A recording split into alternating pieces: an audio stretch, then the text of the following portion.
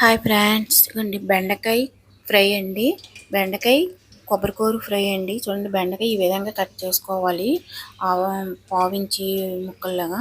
Next ఇది ఏంటంటే, బెండకాయ వల్ల పిల్లలకి బ్రెయిన్ సాఫ్ట్గా తయారవుతుందండి. బెండకాయ పెట్టండి, ఇగురు కూర కానీ లేదంటే ఇలాగ ఫ్రై ఏదైనా చేసి పెట్టండి. నెక్స్ట్ ఇదిగోండి పోపులు, ఆవాలు, జీలకర్ర, ఎండుమిర్చి, వెల్లుల్లిపాయలండి. తర్వాత కరివేపాకు వేసి ఇలాగ వేగనివ్వండి. వేగిన తర్వాత ఇప్పుడు మనం కట్ చేసుకున్న బెండకాయ ముక్కలు ఉన్నాయి కదండి, అవి వేసండి. ఇవి బెండకాయ ముక్కలు ఏంటంటే జిగురు లేకుండా ఉండాలి అంటే మనం నైటే కట్ చేసేసుకొని పక్కన పెట్టేసుకొని ఆరబెట్టేసుకుంటే జిగురు ఉంటుందండి, ఫ్రై పొడి పొడిగా వస్తుంది అనమాట. లేదు అంటే అండి, ఉదయం కట్ చేసుకున్న నిమ్మకాయ పిండేస్తే బెండకాయ ముక్కల మీద జిగురు రాదండి. నెక్స్ట్ పచ్చి బెండకాయలండి, ఇంచి 2 ఇంచులు ఉన్న బెండకాయ లేడీస్ తింటండి. గైకల్స్ ప్రాబ్లమ్స్ ఉంటాయి కదండి మన కడుపులోని, అవి ఆ ప్రాబ్లం తగ్గుతుందండి.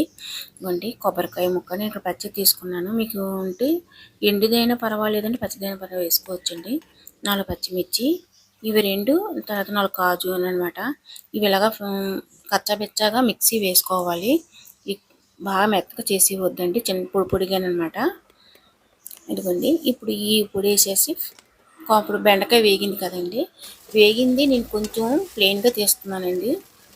తీసేసి తర్వాత వేస్తానండి. తర్వాత సాల్ట్, ఇక్కడ పొడి కారం కానీ ఏ మసాలా కారం ఏమి వేయమండి, ఓన్లీ సాల్ట్ ఒకటే వేస్తామండి. ఇవ్వండి కందిపప్పు అండి, పప్పు వండుతున్నాను పక్కని, అంటే పప్పు ఈ బెండకాయ రెండు కాంబినేషన్ బాగుంటాయి కదా, అందుకనేసి ఇవ్వండి సగం కూర తీసేసాను. సగం కూరలో ఇలాగ వేస్తున్నానండి. ఇక్కడ మనం కారం వేయట్లేదండి, ఎందుకంటే పచ్చిమిర్చి వేస్తాం కదా కారానికి, అందుకనేసి. నెక్స్ట్ పసుపు కొంచెం వేసేసుకొని కలిపేసుకోవటమేనండి.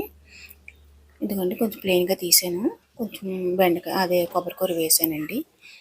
నెక్స్ట్ మా వీడియో మీకు నచ్చితే ఒక లైక్ చేయండి ప్లీజ్ అండి, సబ్స్క్రైబ్ చేయండి.